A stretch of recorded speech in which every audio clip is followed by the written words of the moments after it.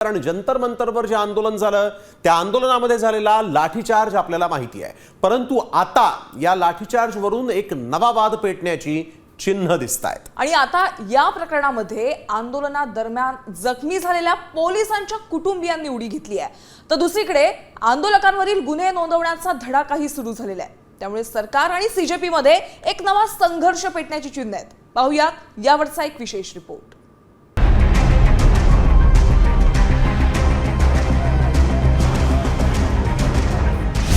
Gen Z आंदोलकांवर गुन्हे, CJP मध्ये संताप।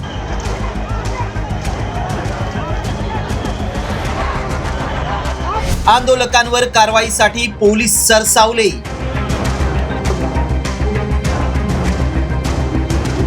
सरकारच्या समर्थनात दिल्ली पोलीस कुटुंबियांची उडी।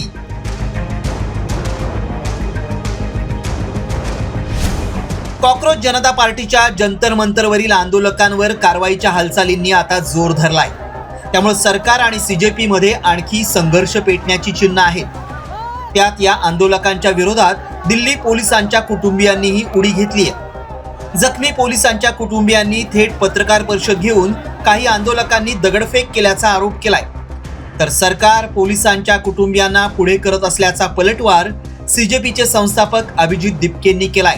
जब मेरे पापा घर आए तो उन्होंने मुझे बताया कि जो स्टूडेंट्स की जो प्रोटेस्ट है उसमें स्टूडेंट्स नहीं है, उसमें राउडीज, उसमें एग्रेसर्स हैं। व्हेन द पेल्टिंग स्टार्टेड मेरे पापा अपने सीनियर ऑफिसर्स को लाइक एक सेफ प्लेस में सिक्योर करने चले गए, बट एक स्टोन उनके हेड पे हिट कर गया एंड उनका सर फट गया और उन्हें इंजरी हो गई। जो संदीप लांबा आहे त्यांनी एका मुलीला चापट मारलेली, हिम्मत कसं काय झाली त्यांची मुलीला चापट मारायची?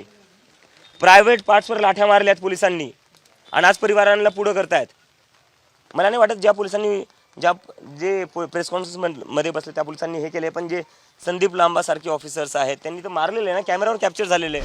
आंदोलकांवरील गुन्हे मागे घेण्याचं लेखी आश्वासन सरकारनं दिलं होतं, मात्र अनेक आंदोलकांवर नव्यानं गुन्हे दाखल केले जात असल्याचा आरोप सीजेपीनं केलाय।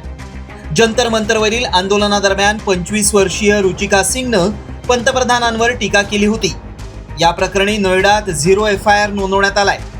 त्यामुळे सीजेपी प्रवक्ता सौरभ दासनं पोलिसांवर जोरदार टीका केली आहे। रुचिका सिंग विरोधात फौजदारी कलमांचा वापर करणं पूर्णपणे गैर आहे। केवळ शिवीगाळ करणं हे कोणत्याही फौजदारी खटल्याचा आधार ठरू शकत नाही। जवळपास 50% लोकसभा खासदारांवर गुन्हेगारी खटले दाखल आहेत, त्यापैकी सुमारे 100 खासदार भाजपचे आहेत। पोलिसांनी एका तरुणीवर आपली ऊर्जा खर्ची करण्यापेक्षा या खासदारांच्या प्रकरणांवर करावी। तरुणांचा छळ तात्काळ थांबला पाहिजे। आता जखमी पोलिसांच्या कुटुंबियांनी यात उडी घेतल्यामुळे सरकार आणि सीजेपीतला संघर्ष आणखी तीव्र होण्याची शक्यता आहे, कारण आंदोलकांवरील गुन्हे मागे घेण्याची प्रक्रिया सुरूच न केल्याचा आरोप सीजेपीनं केलाय। त्यात नव्यानं गुन्हे दाखल होत असल्यामुळे सीजेपी पुन्हा आंदोलन करणार की काय याकडे लक्ष लागलंय।